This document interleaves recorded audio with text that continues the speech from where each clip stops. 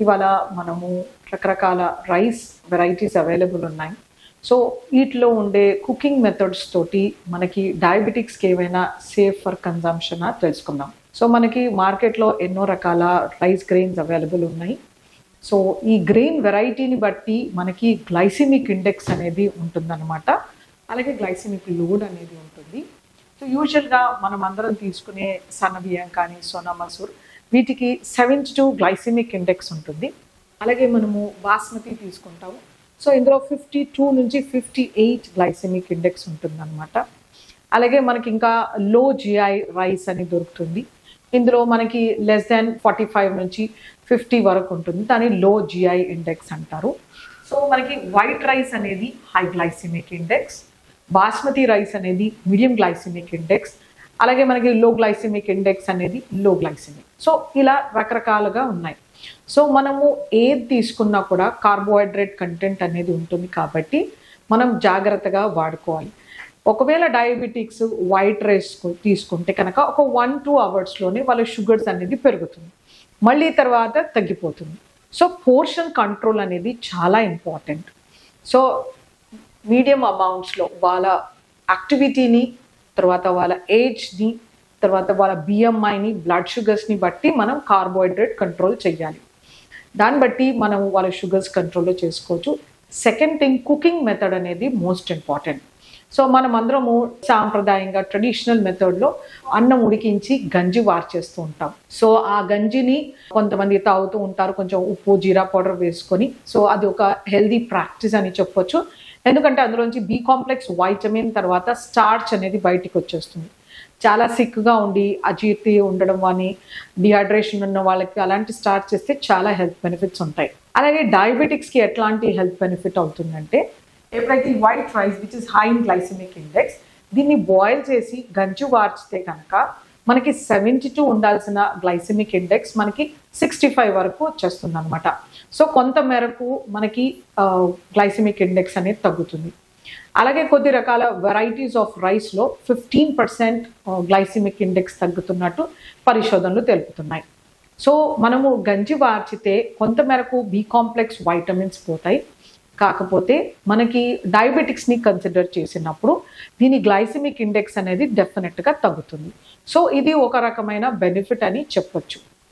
ఇంకా దీని glycemic index తగ్గించాలంటే మనం దీంట్లో ఎక్కువ మోతాదులో వెజిటేబుల్ వేసుకోవడము, అంటే కూరగాయ ఎక్కువ మోతాదులో తీసుకోవడము, అలాగే దాంతోపాటు 2 బాయిల్డ్ ఎగ్ వైట్స్ కానీ 1 హోల్ ఎగ్, లేకపోతే ఒక చంక్ ఆఫ్ చికెన్ కానీ ఒక చిన్న ఆకుకూర పప్పు కానీ ఇలాంటివి తీసుకుని ఆహారం తీసుకునే ముందర పెద్ద బౌల్ ఆఫ్ సాలడ్స్ తీసుకున్నప్పుడు డెఫినెట్గా ఈ glycemic index off white rice అనేది చాలా వరకు తగ్గుతుంది.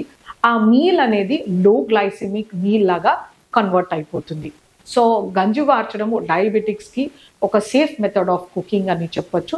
ఎందుకంటే మనకి 10 to 15% గ్లైసిమిక్ ఇండెక్స్ అనేది తగ్గుతుంది అనమాట. సో ఇది ఒక పూటకో ఎప్పుడో ఒక్కసారి చేసుకోవడం అనేది పర్వాలేదు, కానీ ప్రతిరోజు దీన్ని ఒక హ్యాబిట్గా చేసుకుని ఎక్కువ మోతాదులో రైస్ తీసుకోకూడదు. ఇది మోస్ట్ ఇంపార్టెంట్ కరెక్షన్ అనమాట.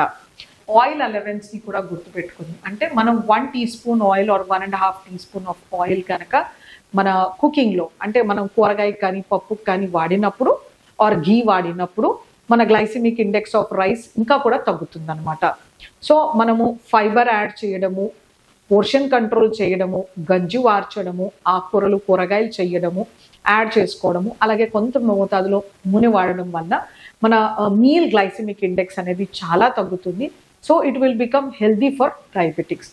సో ఇలాంటి కుకింగ్ మెథడ్స్ని మనం ఎంకరేజ్ చేస్తే కొంత మేరకు వాళ్ళకి హెల్ప్ అవుతుంది. మనము జెస్టేషనల్ డయాబెటీస్ చూస్తుంటాము. సో ప్రెగ్నెన్సీలో మనకి షుగర్స్ అనేవి సెకండ్ ట్రైమిస్టర్ కానీ థర్డ్ ట్రైమిస్టర్లో పెరుగుతూ ఉంటాయి. సో వీళ్ళలో యూజువల్గా 2 to 3 times అన్నం తినే అలవాటు ఉంటుంది. సో ఒకేసారిగా మనము అన్నం స్టాప్ చేయమడము, షుగర్స్ అన్కంట్రోల్ అవుతే బేబీ గ్రోత్ ఎఫెక్ట్ అవుతుంది. కాబట్టి వాళ్ళకి ఇలా కుకింగ్ రైస్ తర్వాత డ్రైనింగ్ ఆఫ్ రైస్ ఆ గంజి తీసి వాళ్ళకి ఇవ్వడం వలన రైస్ గ్లైసిమిక్ ఇండెక్స్ వాళ్ళకు కూడా తగ్గుతుంది అండ్ హెల్దీగా ఉంటుంది. కొంతమేరకు బి కాంప్లెక్స్ డ్రైన్ అవుతుంది. కాబట్టి ఆ గంజిని వాళ్ళకి తర్వాత ఒక మీల్ స్నాక్ లాగా, అంటే మనం దాంట్లో కొన్ని చాప్డ్ వెజిటేబుల్స్ వేసి, ఒక ఉల్లిపాయ కట్ చేసి, క్యారెట్ తురిమేసేసి, తర్వాత కొంచెము నట్స్ యాడ్ చేసి దాన్ని ఒక రెసిపీ లాగా వాళ్ళకి ఇస్తే కనుక వాళ్ళకి డ్రైన్ అయిన వైటమిన్స్ మినరల్స్ ఏవైతే ఉంటాయో అలాగే వాళ్ళకి స్నాక్ కింద కావాల్సిన కొంత మేరకు కార్బోహైడ్రేట్ అందులో నుండి లభిస్తుంది అనమాట. సో దాన్ని డిస్కార్డ్ చేయకుండా దాన్ని కొన్ని వెజిటేబుల్స్ నట్స్ యాడ్ చేసి వాళ్ళకి స్నాక్ రూపంలో అంటే 11ంటికి కానీ 4ంటికి కానీ ఇస్తే వాళ్ళ షుగర్స్ బాగా కంట్రోల్లో ఉంటాయి. అలాగే రైస్ తిన్నప్పుడు షుగర్ కొంచెం తక్కువగా పెరుగుతుంది అండ్ ఈ స్నాక్లో ఉండే వైటమిన్స్ మినరల్స్ అన్నీ మళ్ళీ బాడీలోకి వెళ్ళిపోయే ఛాన్సెస్ ఉంటాయి అన్నమాట.